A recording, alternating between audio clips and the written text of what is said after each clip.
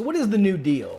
The New Deal can be a controversial topic depending on your background, probably your political, your economic sensibilities or commitments. So I want us to think about what the New Deal is. I want us to look at what are some of the programs of the New Deal. And in doing this, I think that we can understand what the New Deal is, both contextualized historically in time, but we also will be able to understand the emergence of liberalism in the 20th century. We've mentioned a couple words in this class: classical liberalism, conservatism, talked about laissez-faire approaches to the economy. And I think that the New Deal is really going to be a big turning point. And the emergence of the New Deal, what will eventually produce what is referred to as the welfare state, will not only help us understand the emergence of contemporary liberalism, but it will also lay the groundwork for the culture wars that will eventually follow in the 1960s, really explode in the 1980s and 90s, and even to the present. So in autumn of 1929, the stock market crashed. Billions of dollars just in today's money evaporates. We've seen that there is a lot of debate over what is the significance of this? Why did it happen? Was it cheating, irregularities? What was it? This is part of a global depression that happens through the 1930s. Historians disagree on it. Is this the implementation of protective tariffs that hurt our economy? Was it the stock market crash? Was it this farming crash that happened? Was it an overdependence on the production of automobiles, lack of regulation or oversight? Really, at the end of the day, this is something that historians, economists, cultural critics still debate now. For our purposes, I just want us to think about the severity of the Great Depression, right? Can you imagine living in a perpetual period of time where there is 25% unemployment, where there's a prolonged period of just rapid economic instability?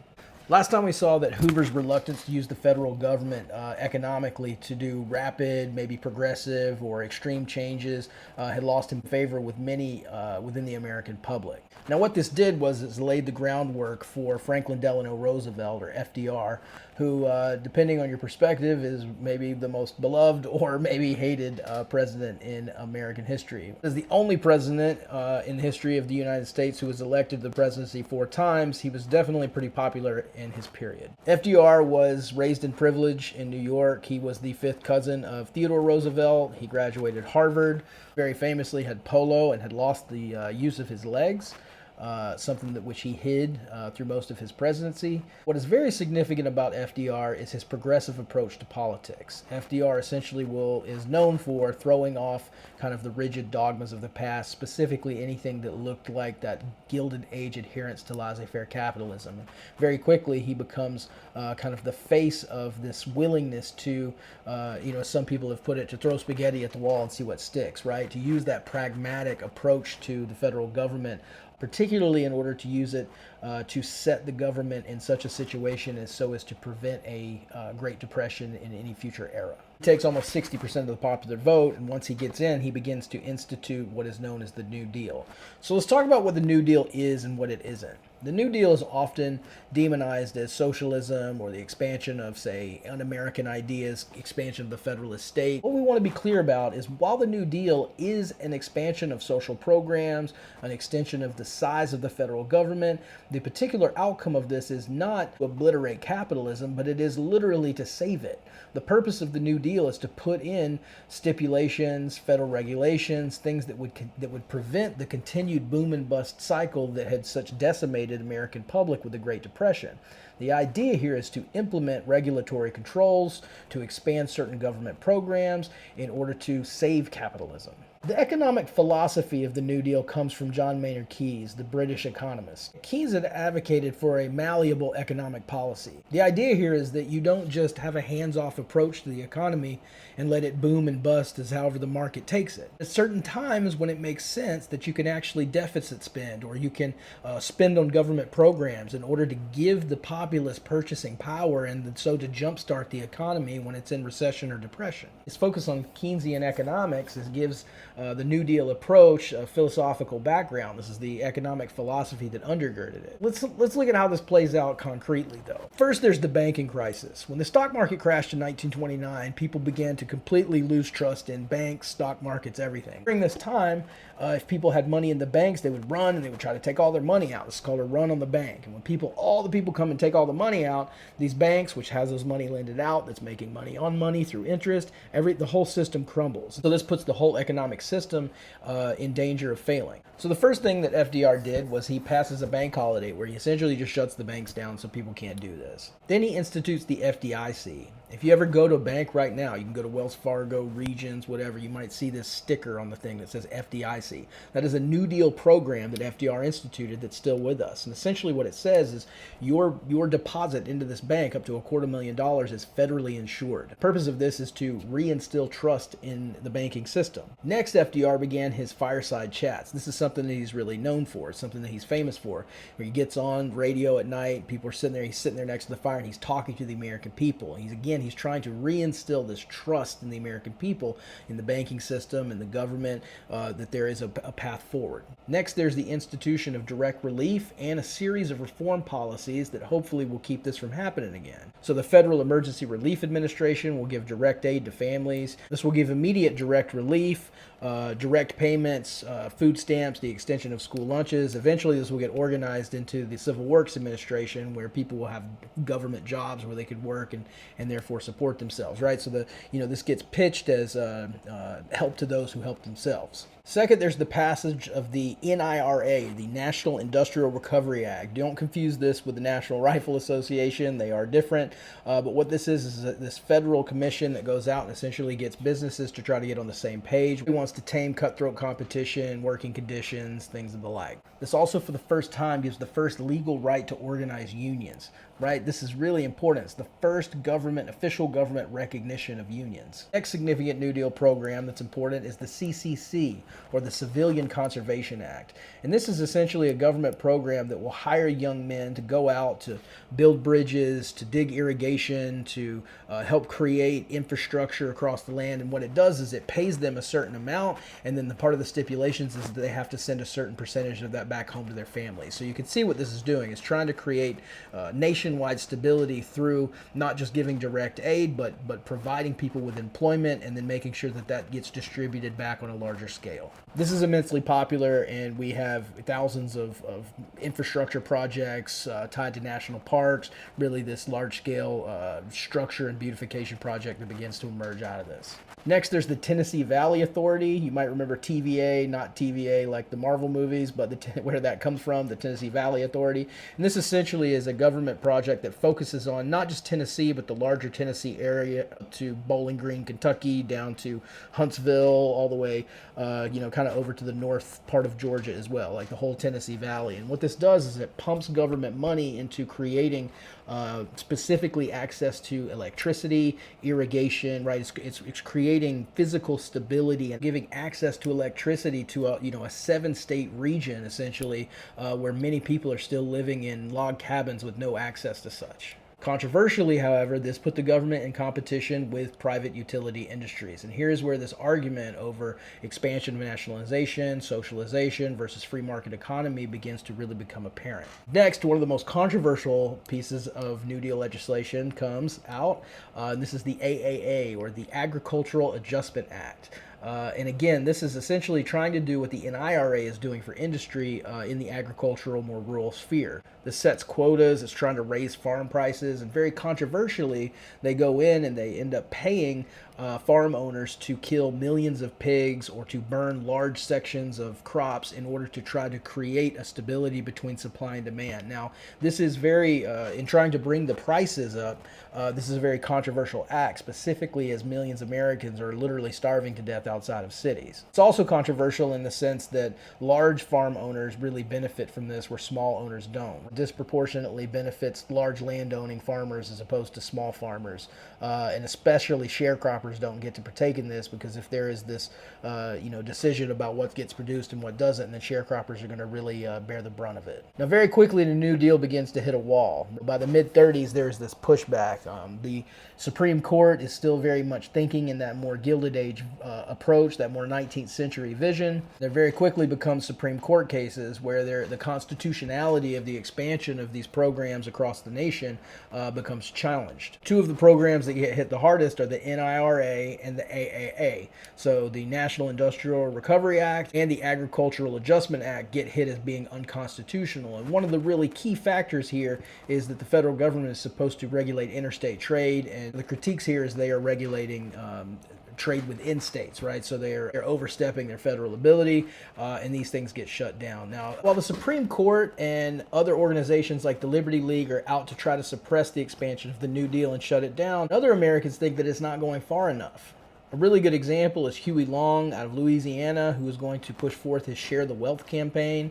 Huey Long's a very controversial figure. In a lot of ways, he's seen as a populist hero. Other people will see him as a corrupt demagogue of some sort. But whatever the case, this Share the Wealth campaign is really going to be influential because it's going to push something that looks almost what we would associate with democratic socialism now. Things like capping personal fortune, limiting annual income, having much greater regulation for big business, providing free college, things that we typically associate with more of a progressive or leftist perspective of the federal government.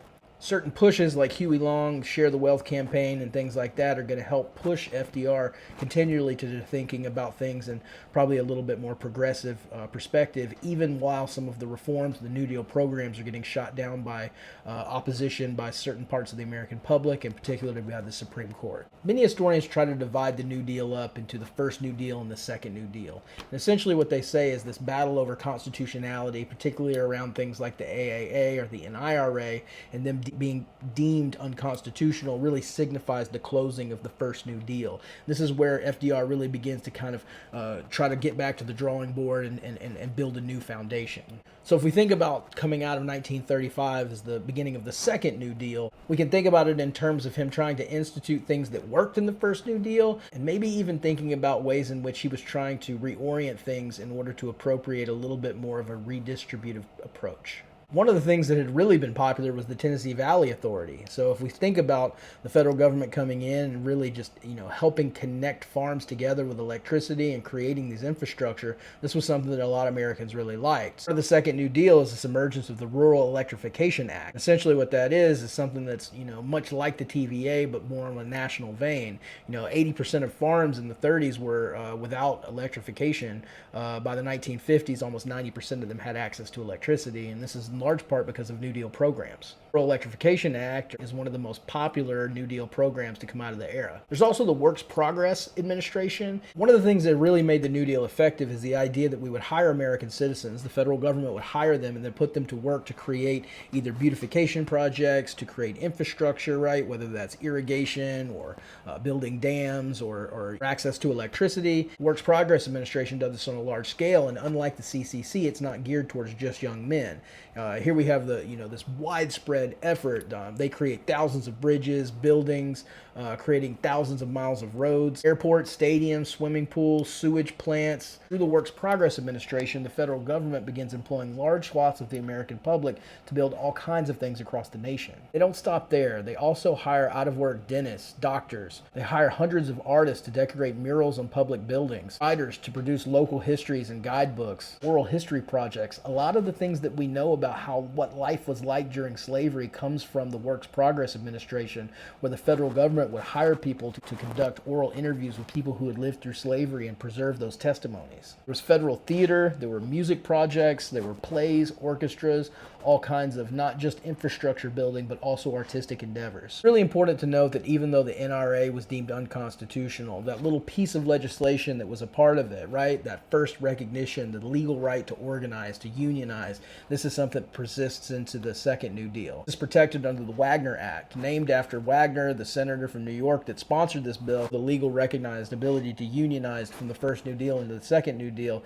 A lot of people will see this as the next stage of the evolution of American freedom, specifically outlawing this backlash to organized labor. But the centerpiece of the second New Deal is the Social Security Act, which gets passed in 1935. And the significance of the Social Security Act really can't be understated. Here you have for the first time the federal government coming in and essentially involving itself in the economic stability of individual citizens. This provided unemployment insurance, old age pensions, aid to the disabled, elderly, poor, families with dependent children. There were limits to it, right? Only certain professions pay into Social Security and therefore partake in its benefits.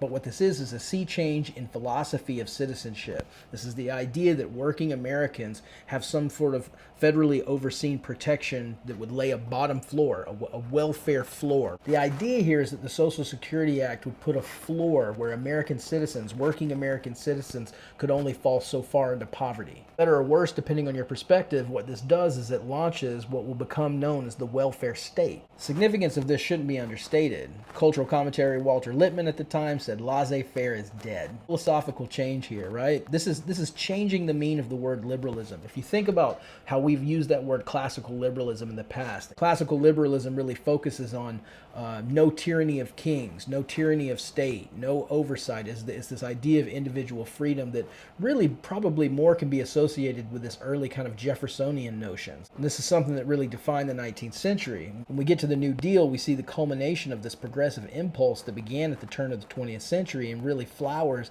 in reaction to the Great Depression. This sense of freedom, what is liberty, changes. The idea is that freedom should be defined as greater security for the average citizen. But the conservative critique here is that the expansion of the federal government in trying to involve itself in economic stability or the creation of a large welfare state will actually undermine personal freedom. This will begin to lay the groundwork for this conservative liberal battle over what the role of the federal government is here that will define the 20th century. FDR began to push this. Poor men are not free men. He campaigned saying that people that were pushing back against the New Deal were actually trying to establish a new tyranny over the average man. He said that the new despotism was large corporations. People listened to his message.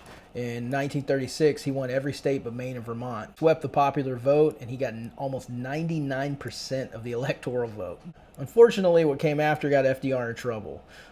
He didn't want a repeat of what happened to the first New Deal or his early programs, and essentially he knew that he was up against a more conservative court. He ended up trying to push force legislation that would allow him to put a new Supreme Court justice on the Supreme Court for everyone that was over the age of 70. Often referred to as court packing, this was a bold move that probably rightly is seen as a concerted effort to undermine the judicial oversight of the executive and legislative branches.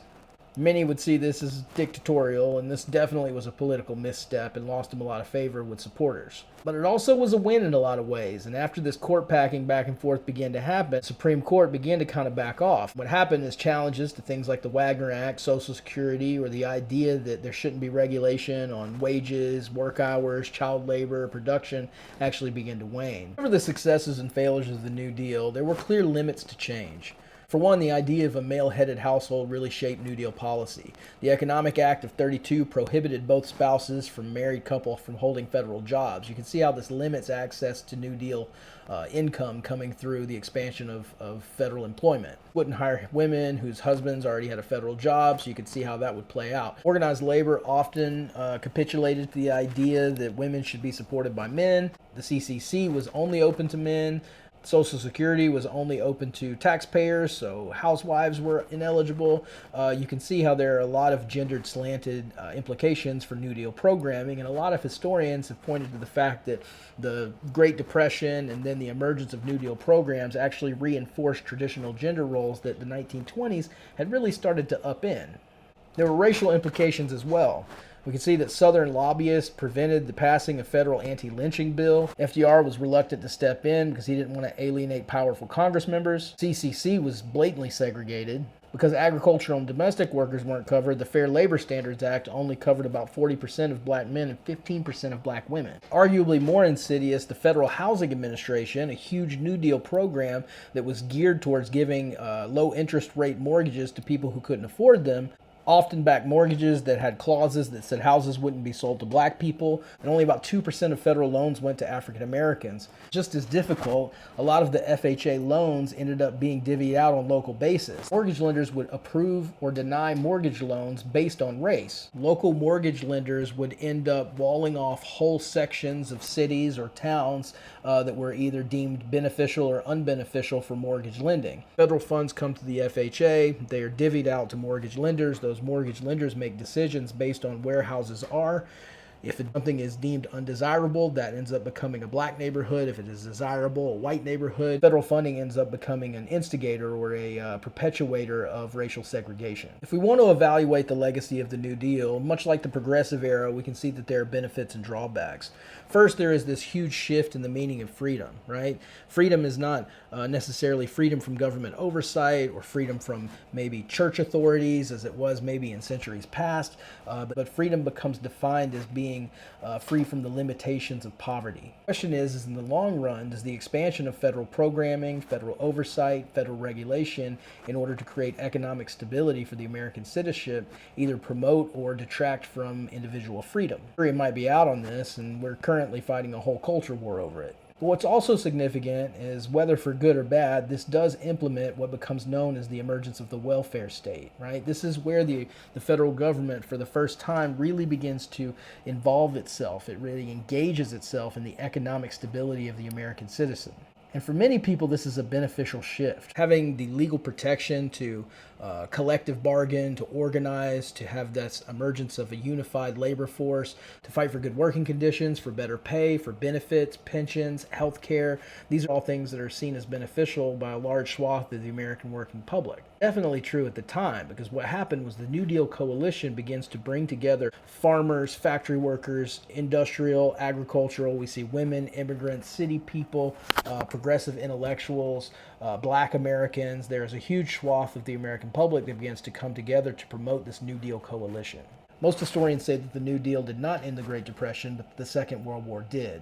But what we do know is that the great mobilization that happened in the New Deal made us prepared for the Second World War. And when war broke out, the systems created under the New Deal could be weaponized in order to acclimate itself to the new war government. If we interpret it that way, the New Deal might not have pulled us out of the Great Depression, but it definitely gave us the machinery that did. As we go forward, we'll see that the welfare state continues to grow. As New Deal programs, eventually welfare state programs, begin to keep growing as the century goes on, many Americans drastically benefited from the extension of federal programs throughout the 20th century.